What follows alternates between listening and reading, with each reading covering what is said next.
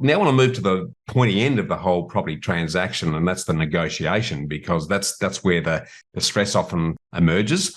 And your thoughts then, how do you negotiate without a buyer's agent?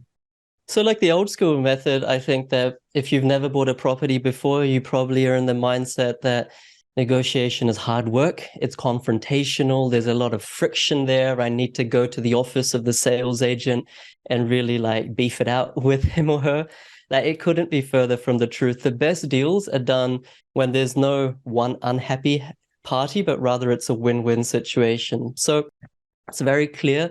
You get the property, whether it's off market or on market, you value it. Now, don't rely on, automatic valuation tools online, regardless of which bank it's coming from. They're all wrong, right? For various reasons I won't get into it, but value it yourself based on true comparables. Yep. And once you know what it's truly worth, you pick up the phone with the real estate agent. Once again, this can be done interstate.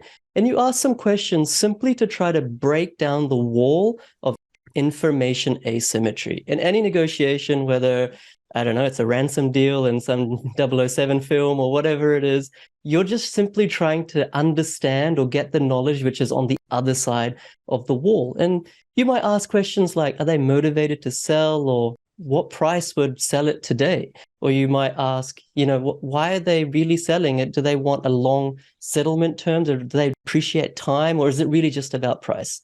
Okay. And if you ask these pointed questions in the right way to the sales agent, you get an idea of what they're actually looking for. And if you can fit yourself in that jigsaw, you can be the party, the buyer that most appeals to the sales agent, to the vendor. Then you can often get the property at a better price, okay, because your terms are better, or you can get it with better terms because your price is better, depending on what the two parts. So it's actually a fun thing. You go back and forth and you just try to please each other. Of course, if the price goes beyond your true valuation, you just walk away. But once again, a bit like getting off-market deals, it's just about developing a bit of rapport, not being confrontational, and trying to satisfy the need of the opposing party.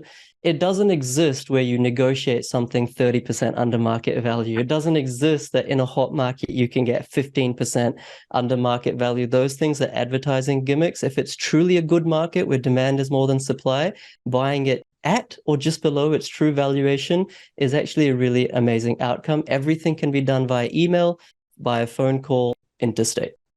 Yeah, extremely well said. And it's property, like anything, is all about relationships. And the better you can build relationships, the better the outcome's going to be, because the mutual understanding is there. So look, PK, it's been a great conversation. We're just really skating across the top of this exercise. So we'll dive into this at a future point. But I really want to thank you for these very refreshing insights, PK, and thanks for joining us on the show today.